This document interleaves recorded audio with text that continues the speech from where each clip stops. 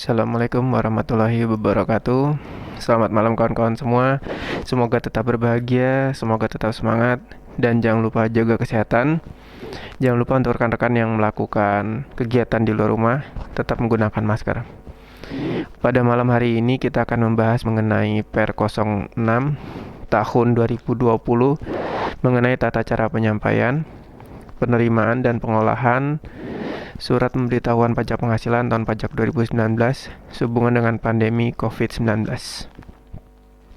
Pada Per 06 tahun 2020 tersebut dijelaskan bahwa Per ini diterbitkan untuk memberikan kemudahan dalam pemenuhan kewajiban penyampaian SPT tahunan PPh tahun pajak 2019 sebagaimana atas akibat adanya pandemi COVID-19 yang meliputi ketentuan penandatanganan SPT tahunan, batas waktu penyampaian SPT tahunan, tata cara penyampaian, dan bagaimana mekanisme penyederhanaan kelengkapan keterangan atau dokumen yang harus dilampirkan dalam SPT tahunan PPh, serta bagaimana mekanisme penelitian SPT tahunan PPh yang dilakukan oleh Direktorat Jenderal Pajak. Seperti kita ketahui, ketika kita mengisi atau mendeklarasikan SPT tahunan PPh, wajib kita isi dengan benar, lengkap, dan jelas dalam bahasa Indonesia dengan menggunakan huruf Latin, angka Arab, satuan mata uang rupiah jika kita menulis manual, dan jangan lupa ditandatangani serta disampaikan ke kantor pelayanan pajak tempat kita terdaftar atau tempat lain yang telah ditetapkan oleh Direktur Jenderal Pajak. Adapun wajib pajak badan diberikan izin untuk menyelenggarakan pembukuan dengan bahasa Inggris dan satuan mata uang dolar Amerika Serikat. Dan wajib pajak badan wajib menyampaikan lampirannya dalam bahasa Indonesia dan menggunakan satuan mata uang dolar Amerika Serikat. Penandatanganannya seperti biasa dengan tanda tangan, stempel, atau bisa juga dengan tanda tangan digital atau elektronik, yang mana semua mempunyai kekuatan hukum yang sama. Tanda tangan digital tersebut ada 3. Yang pertama adalah sertifikat elektronik. Yang kedua, kode verifikasi yang diberikan oleh Direktorat Jenderal Pajak. Ketiga, tanda tangan elektronik lainnya yang telah ditentukan oleh Direktur Jenderal Pajak. Sertifikat elektronik tersebut digunakan oleh wajib pajak untuk menandatangani SPT tahunan PPh dengan ketentuan bahwa sertifikat elektronik tersebut ditentukan oleh DJP atau penyelenggara sertifikat elektronik sesuai ketentuan yang mengatur mengenai penyedia layanan penyelenggara sertifikat elektronik. Nah, ini yang kita tunggu-tunggu mengenai batas waktu penyampaian SPT tahunan PPh. Untuk wajib pajak orang pribadi paling lambat adalah 31 Maret 2020. Untuk wajib pajak badan adalah 30 April 2020.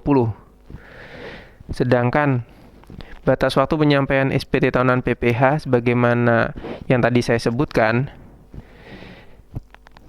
untuk wajib pajak orang pribadi dengan menyelenggarakan pembukuan dengan akhir tahun buku adalah 31 Desember 2019. Dan wajib pajak orang pribadi yang melakukan pencatatan. Kemudian wajib pajak orang pribadi yang dikenai pajak atas penghasilan yang bersifat final, termasuk dari peredaran bruto tertentu.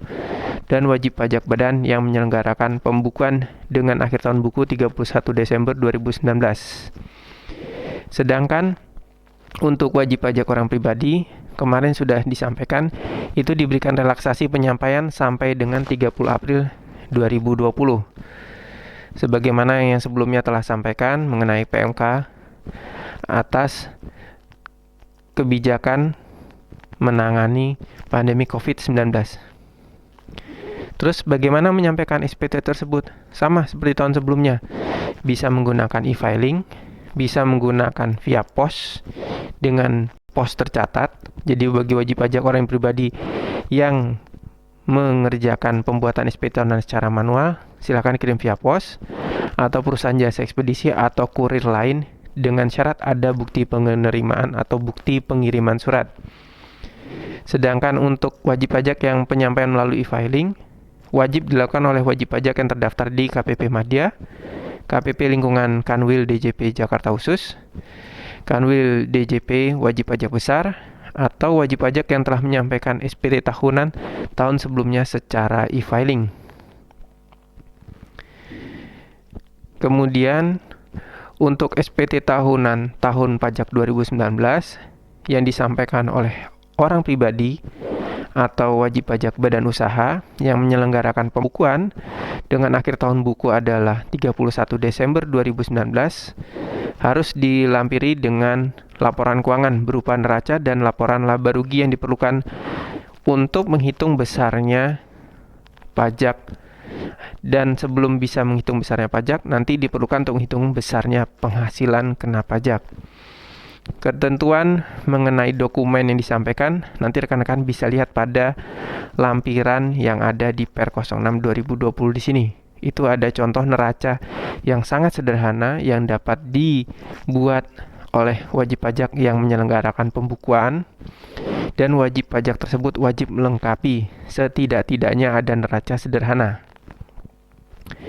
Kemudian ketentuan yang menarik di sini adalah untuk menyampaikan SPT PPh tahun pajak 2019 tidak harus melampirkan dokumen selain laporan keuangan yang ada pada lampiran tersebut. Jadi kalau memang ada misalnya laporan penyusutan, kemudian perubahan kas, rincian atas laporan keuangan, kemudian catatan atas laporan keuangan, itu bisa disusulkan dengan catatan. Ada ketentuannya. SPT tahunan yang disampaikan tidak berlaku untuk wajib pajak yang menyampaikan SPT tahunan yang menyatakan lebih bayar dan meminta pengembalian pendahuluan atas lebih bayar tersebut. Yang kedua, atau SPT tahunan PPh yang disampaikan lebih dari tanggal 30 April. Jadi rekan-rekan wajib ingat, ada dua. Yang pertama, SPT tahunan tidak berstatus lebih bayar dan minta pengembalian pendahuluan atas SPT tersebut. Yang kedua, disampaikan sebelum 30 April. Jadi kalau lewat daripada 30 April, maka ketentuan tersebut tidak berlaku. Di mana ketika rekan-rekan menyampaikan SPT tahunan lebih bayar dan meminta pengembalian pendahuluan atas SPT tersebut, maka segala dokumen wajib dilengkapi. Jadi apabila dokumen tidak dilengkapi, maka di SPT tersebut tidak disampaikan atau dianggap tidak disampaikan, meskipun rekan-rekan telah memperoleh bukti penerimaan surat. Jadi kedua hal ini wajib diperhatikan. Kemudian selain itu yang dapat saya sampaikan mengenai penyampaian SPT tahunan tersebut, dari masing-masing kantor pelayanan pajak telah menyelenggarakan kelas pajak untuk mempermudah rekan-rekan wajib pajak semua menyelesaikan kewajiban perpajakannya menyampaikan SPT tahunan tahun pajak 2019. Untuk itu saya menyarankan kepada rekan-rekan wajib pajak semua yang belum mengikuti kelas pajak, silahkan ikuti kelas pajak di tempat rekan-rekan terdaftar. Apabila terdaftar di KPP Pratama Surabaya, silahkan datang ke KPP Pratama Surabaya atau menghubungi WhatsApp-nya atau call center-nya KPP Pratama Surabaya. Demikian juga yang terdaftar di KPP Pratama Yogyakarta misalnya, silakan menghubungi akun representatif di KPP Pratama Yogyakarta, ikuti kelas pajaknya, dan segera sampaikan SPT tahunan PPh. Mungkin itu yang dapat saya sampaikan untuk malam hari ini.